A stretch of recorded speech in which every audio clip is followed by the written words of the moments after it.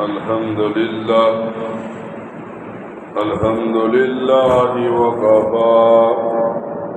وسلام على عباده الذين اصطفى خصوصا على سيد الرسل وخاتم الأنبياء أما بعد فأعوذ بالله من الشيطان الرجيم بسم الله الرحمن الرحيم قال الله تبارك وتعالى لن ينال الله لحومها ولا دماؤها ولكن يناله التقوى منكم صدق الله مولانا العظيم إن الله وملائكته يصلون على النبي يا أيها الذين آمنوا صلوا عليه وسلموا تسليما اللهم صل على محمد وعلى آل محمد كما صليت على إبراهيم وعلى آل إبراهيم إنك حميد مجيد اللهم بارك على محمد وعلى آل محمد كما باركت على إبراهيم وعلى آل إبراهيم إنك حميد مجيد ذی الحجہ کا مہینہ شروع ہو چکا ہے اور اس ذی الحجہ کے مہینے میں مسلمان قربانی کرتے ہیں۔ جب قربانی کا تذکرہ شروع ہوتا ہے تو مسلمان کو بتایا جاتا ہے کہ ہم قربانی کے عمل میں کتنی کوتاہیاں کرتے ہیں۔ فرمایا جب ایک مسلمان قربانی کا عمل کرتا ہے اس مسلمان کو بتایا جاتا ہے پہلی کوتاہی ہم یہ کرتے ہیں کہ ہم قربانی کو ضروری نہیں سمجھتے۔ ایک آدمی صاحب نصاب ہوتا ہے لیکن پھر بھی وہ قربانی نہیں کرتا تو نبی کریم صلی اللہ علیہ وسلم نے فرمایا جو مسلمان صاحب نصاب ہو، عاقل بالغ صاحب نصاب ہو اور وہ قربانی نہ کرے، فرمایا اسے چاہیے کہ وہ ہماری عیدگاہ کے قریب بھی نہ آئے۔ آج ایسی لا علمی کا دور ہے، مسلمان ایسے دین سے دور ہو گئے کہ اس قسم کے واجبات اور فرائض کو ادا کرنے میں کوتاہی کرتے ہیں۔ حالانکہ نبی کریم صلی اللہ علیہ وسلم کی زندگی کو پڑھا جائے تو یہ ملتا ہے کہ آپ جو 10 سال کا آپ کے پاس تھے، آپ 10 سال بلا ناغہ قربانی کرتے رہے۔ ایسا کوئی سال نظر نہیں آتا جس میں آپ نے قربانی چھوڑی ہو۔ فرمایا دوسری کوتاہی ہم یہ کرتے ہیں کہ ہم قربانی کے بارے میں علم نہ رکھنے کی وجہ سے سستی کرتے ہیں۔ مثلا ہمیں یہ پتہ ہی نہیں ہوتا ہم صاحب نصاب ہے یا نہیں، ہمیں یہ پتہ ہی نہیں ہوتا ہم پر قربانی واجب ہے یا نہیں۔ فرمایا یہ جو سستی ہے یہ دین سے دوری کی طرف راغب کرتی ہے۔ یہ جو سستی ہے یہ انسان کے اعمال کو تباہ کرنے کے لیے ہے۔ فرمایا جیسے قربانی کو ضروری سمجھنا ایک مسلمان پر لازم ہے، ویسے ہی قربانی کے بارے میں تحقیق، اپنے نصاب کے بارے میں علم ہونا مسلمان کے لیے لازم ہے۔ پھر علماء لکھتے ہیں جب ہم قربانی کرتے ہیں تیسری کوتاہی ہم یہ کرتے ہیں کہ حرام مال سے قربانی خرید لیتے ہیں اور سمجھتے ہیں ہم نے حرام مال سے قربانی کی تو اللہ کے ہاں قبول ہوگی۔ حالانکہ حدیث مبارکہ میں آتا ہے نبی کریم صلی اللہ علیہ وسلم فرماتے ہیں لا يقبل اللہ الا الطیب، کہ اللہ تعالی قبول نہیں کرتا مگر پاک مال کو قبول کرتا ہے۔ اگر ایک آدمی کے پاس مال حرام ہے اور وہ قربانی کا عمل کرتا ہے تو اسے بتایا جائے گا آپ کی قربانی کا ثواب آپ کو نہیں ملے گا۔ کیوں؟ فرمایا اس وجہ سے پہلے مال کا پاک ہونا ضروری ہے، پھر اس مال کو اللہ کی راہ میں لگانا صحیح ہے۔ علماء لکھتے ہیں ایک مسلمان چوتھی کوتاہی یہ کرتا ہے کہ اس کے اندر وسعت ہوتی ہے اور وہ قربانی نہیں کرتا۔ آج کل یہی ہم اپنے معاشرے میں دیکھ رہے ہیں، صاحب نصاب آدمی زکوٰۃ دینے کے بجائے صاحب نصاب آدمی زکوٰۃ لینے والے کی لین میں کھڑا ہوتا ہے، حالانکہ ایک مسلمان کو یہ پتہ ہو 52.5 تولہ چاندی ہو، 7.5 تولہ سونا ہو، یہ مقدار یا اتنے پیسے ایک مسلمان کے پاس ہوں اور ان پر سال گزر جائے تو یہ آدمی صاحب نصاب ہوتا ہے۔ اب اگر اس آدمی کو زکوٰۃ دی جائے گی تو زکوٰۃ بھی قبول نہیں ہوگی، اور یہ آدمی اگر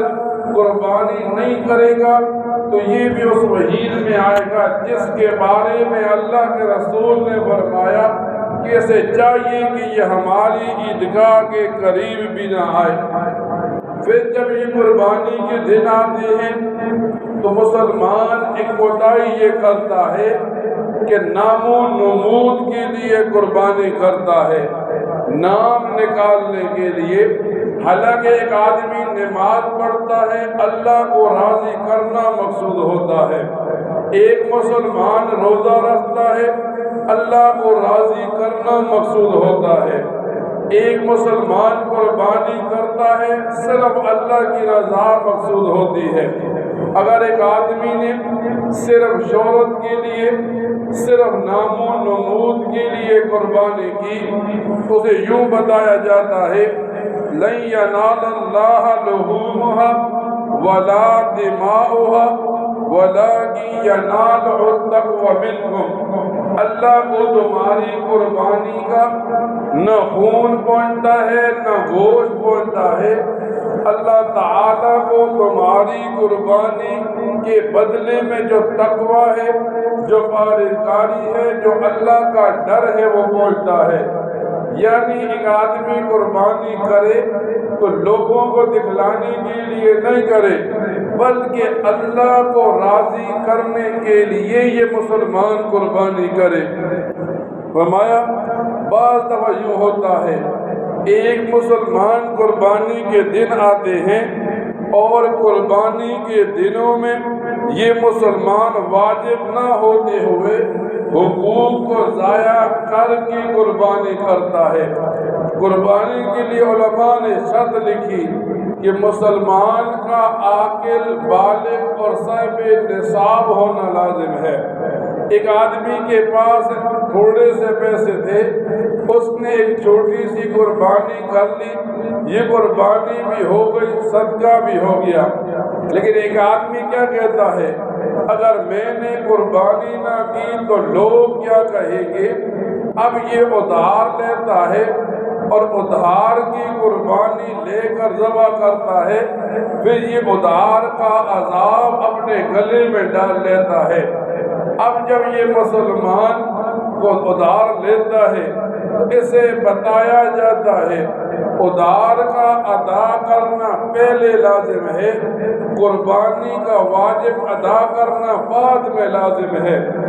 یعنی ایک مسلمان پر قربانی ہے پھر تو کرے، اگر نہیں ہے اور کرنا چاہتا ہے پھر ان حقوق کو سامنے رکھے جن کے ضائع ہونے کا خدشہ ہو۔ پھر علماء لکھتے ہیں ایک مسلمان واجب قربانی کو چھوڑ دیتا ہے، نفلی قربانی کر لیتا ہے، مثال کے طور پر میں گھر کا ایک فرد ہوں، میرے اوپر قربانی واجب تھی، اب شریعت کا حکم یہ ہے پہلے میں اپنی قربانی کروں گا جو واجب ہے۔ اب میرے والدین فوت ہو گئے، میں والدین کی طرف سے قربانی کرنا چاہتا ہوں تو اپنی قربانی کے بعد ان کے حصے نکالوں گا۔ ہمارے ہاں کیا رواج ہوتا ہے، ایک آدمی صاحب نصاب ہے، قربانی واجب ہے، اپنی قربانی نہیں کرتا، اپنے مرنے والوں کی قربانی کر دیتا ہے، یا اپنے چھوٹے بچوں کی جن پر قربانی واجب نہیں ہوتی کر دیتا ہے۔ تو شریعت مطالعہ بتاتی ہے ان کی قربانی تو ہو گئی جو کہ نفلی تھی، لیکن کرنے والے کی قربانی کا عذاب اور گناہ رہ گیا جو واجب اس نے چھوڑ دیا۔ فرمایا ایک آدمی مثال کے طور پر عصر کی نماز ہے، اب فرض چھوڑ دیتا ہے، نفلوں میں لگ جاتا ہے، اسے بتایا جائے گا نفلوں کا ثواب ضرور ہے لیکن فرض چھوڑنے کا گناہ ہے۔ فرمایا جس آدمی پر قربانی پہلے واجب ہو اس کے لیے لازم ہے کہ وہ اپنی قربانی کرے، ہاں اپنی قربانی کے بعد اگر والدین اولاد کی طرف سے قربانی کرنا چاہتا ہے تو یہ ثواب کا ذریعہ بن جائے گا۔ پھر علماء لکھتے ہیں آج کا چونکہ فتنوں کا دور ہے، لوگوں کے ذہنوں کو خراب کیا جاتا ہے۔ فرمایا ایک آدمی ایک ڈیری لیتا ہے، ایک بکری یا بھیڑ لیتا ہے اور گھر کے چند افراد پر قربانی واجب تھی، یہ سب کی طرف سے ایک حصہ کر دیتا ہے۔ فرمایا اگر گھر کے 4-5 افراد پر قربانی واجب ہے، سب کے لیے علیحدہ علیحدہ حصہ لے کر اس کے لیے اس کا نام لے کر اس کی نیت کر کے قربانی کرے گا۔ اگر ایک حصہ کر دیا تو ایک تو ادا ہو گیا، باقی جن پر واجب تھی ان کا گناہ رہ گیا۔ پھر علماء لکھتے ہیں ایسے جانور کی قربانی کرنا جس کی قربانی جائز نہ ہو، مثال کے طور پر جانور بیمار ہے، اب بیمار جانور کی قربانی نہیں کرے گا، گائے 2 سال سے چھوٹی ہے قربانی نہیں کرے گا، اسی طرح بھیڑ بکریوں میں جب وہ قربانی کے قابل نہ ہو ان کی قربانی نہیں کرے گا۔ اگر ایک آدمی نے 2 سال سے کم گائے خرید کر قربانی کر دی، پیسے بھی ضائع ہو گئے اور قربانی چھوڑنے کا گناہ بھی اس کے گردن میں پڑ گیا۔ پھر علماء لکھتے ہیں کہ نبی کریم صلی اللہ علیہ وسلم نے بتایا الاضحی یومان بعد یوم الاضحی کہ عید کے بعد 2 دنوں میں قربانی کرو، 10 تاریخ کو قربانی کرو، پھر 11 کو، پھر 12 کو۔ عید کے دن عید کی نماز سے لے کر 12 تاریخ کے سورج غروب تک قربانی صحیح ہے۔ اگر ایک آدمی اس کے بعد قربانی کرتا ہے تو اس کی یہ قربانی ضائع ہو جاتی ہے۔ ہاں صدقے کی نیت کی تو ثواب مل گیا، لیکن واجب کا عمل چھوڑا تو وہ آدمی گنہگار ہو گیا۔ پھر جب قربانی کا دن آتا ہے ہم ایک کوتاہی کرتے ہیں، ہم اس آدمی کو جو قربانی کے لیے آیا اس سے ہی کہتے ہیں آپ ذبح کر دیں۔ شریعت مطالعہ کا حکم یہ ہے پہلے ہم اپنے ہاتھ سے ذبح کریں،